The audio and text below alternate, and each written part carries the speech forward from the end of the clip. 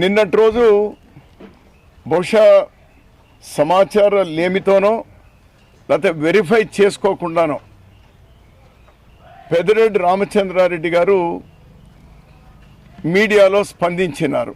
నాకు ఈరోజే ఉదయం ఎవరో చూపించినారు నాకు. మరి విలేకరులు అడిగిన ప్రశ్న తప్ప లేక విలేకరులు అడిగినటువంటి ప్రశ్న అతను సరిగా అర్థం చేసుకోలేదా? అతను ఒక సీనియర్ పొలిటీషియన్, 78లోనే ఎమ్మెల్యేగా పోటీ చేస్తున్నాడు అతను. సో నాకంటే సీనియర్, నాకు చాలా కావాల్సినటువంటి వాడు కూడా, మంచి స్నేహ సంబంధాలు కూడా ఉన్నాయి, పర్సనల్గా మంచి స్నేహ సంబంధాలు కూడా ఉన్నాయి. కానీ ఒక సీనియర్ పొలిటీషియన్ అయ్యి ఉండి కూడా పూర్వపరాలు మంచి చెడు తెలుసుకోకుండా స్పందించినటువంటి తీరు సరైనది కాదు అనేటువంటిది నేను చెప్పదలుచుకున్నాను. నేను విలేకరులు నన్ను అడిగినటువంటి ప్రశ్న, గతంలో మీరు కూడా చాలాసార్లు నన్ను అడిగే ప్రయత్నం చేసినారు, నేను దానికి స్పందించడానికి నేను ఇష్టపడలేదు. కాంగ్రెస్ పార్టీ అనేది ఒకటి చచ్చిపోయింది. ఆ పాడె మోయడానికి నలుగురు ఉన్నారు.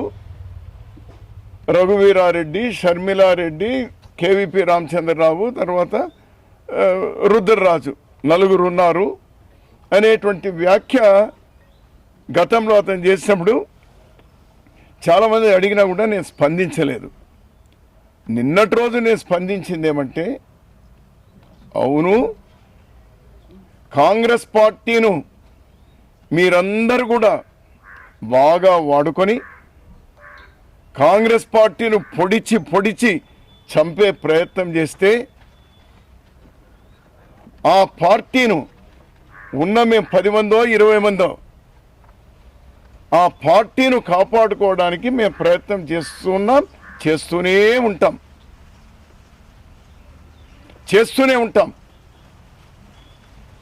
రాజశేఖర్ రెడ్డి గారు అతను చనిపోకంటే వారం 10 రోజుల ముందు మా అందరితో చేయించిన వాగ్దానం, మనం కాంగ్రెస్ వాళ్ళముగా రాహుల్ గాంధీ గారిని ప్రధాని చేసుకోవాలి, 2014లో అతన్ని ప్రధాని చేసుకోవాలి అని 2009 ఆగస్ట్ చివరి వారంలో మాతో ఓత్ తీసుకున్నటువంటిది. ఆ మార్గంలోనే మేము నడుస్తూ ఉన్నాం. రాజశేఖర రెడ్డి గారే కాదు, ప్రస్తుతం ఉన్నటువంటి ముఖ్యమంత్రి జగన్మోహన్ రెడ్డి గారు, రాజశేఖర రెడ్డి గారు చనిపోయిన తర్వాత అతను కూడా అదే మాట చెప్పినారు. ఒక్క నిమిషం మీకు చూపిస్తాను. 2014లో కూడా జిల్లానే కాదు యావత్ ఆంధ్ర రాష్ట్రాన్ని కాంగ్రెస్ పార్టీకి తన జ్ఞాపకార్థం ఇవ్వాలి. రాహుల్ గాంధీ గారిని కూడా ప్రైమ్ మినిస్టర్ చేసి తన చివరి మాటను కూడా మనం నిలబెట్టుకోవాలి. ఏమన్నారు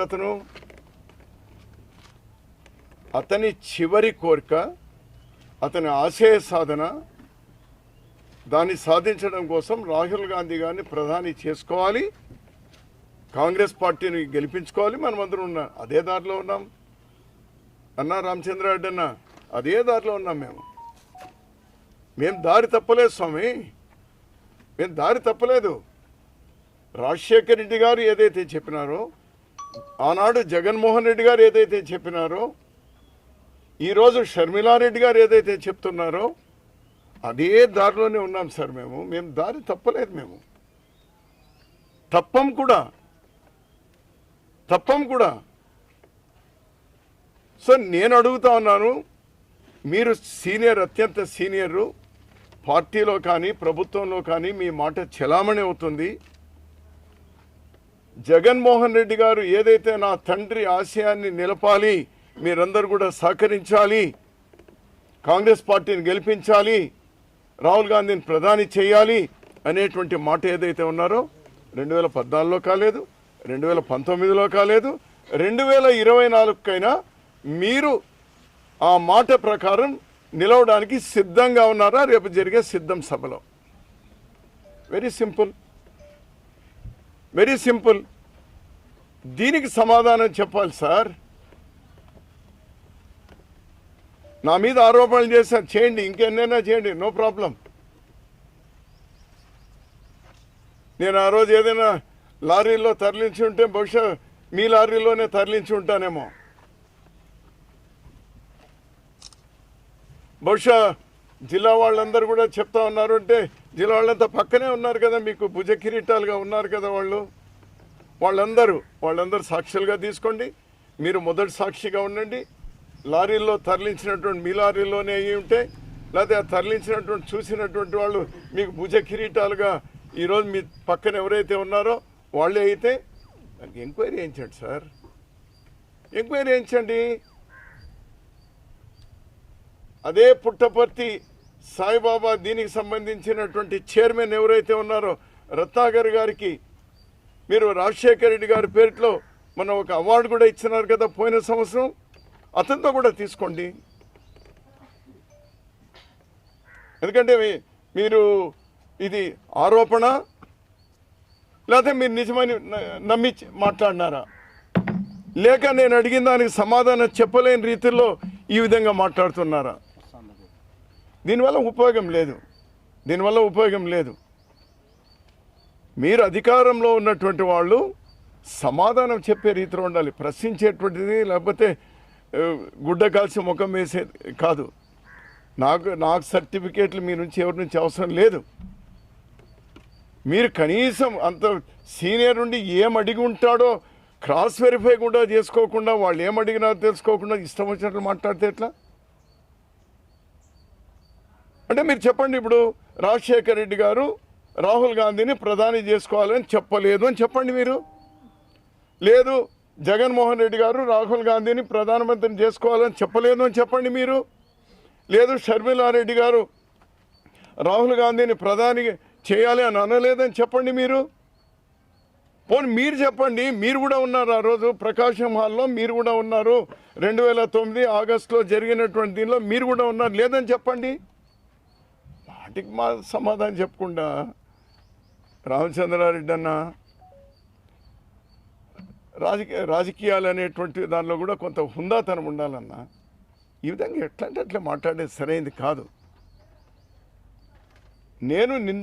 నువ్వు కాంగ్రెస్ పార్టీ మీద మేమంతా కూడా పాడి మోసేటువంటి వాళ్ళు అని చెప్పినా 10-15 రోజులైనా స్పందించలేదు. నిన్నటి రోజు అనంతపూర్లో అడిగినప్పుడు నేను చెప్పినటువంటి అవునయ్యా మేము ఆ మార్గంలో పోతా ఉన్నాము, మేము అట్లనే ఉన్నాము, మీరు ఎవరైతే పక్కదారి పెట్టారో మీరు పొడిచి ఆ కాంగ్రెస్ చంపే ప్రయత్నం చేస్తే రాజశేఖర రెడ్డి గారి ఆశయాలు, జగన్మోహన్ రెడ్డి గారి ఆశయము, షర్మిలారెడ్డి గారి ఆశయము మీరు పొడిచి చంపే ప్రయత్నం చేసి సరైనది కాదు అని ముందుకు మేము తీసుకెళ్తా ఉన్నాం. మేము అది తప్పు అంటారా? తప్పని చెప్పండి, అది మీ ఇష్టం, ఆ స్వేచ్ఛ మీకు ఉంటుంది.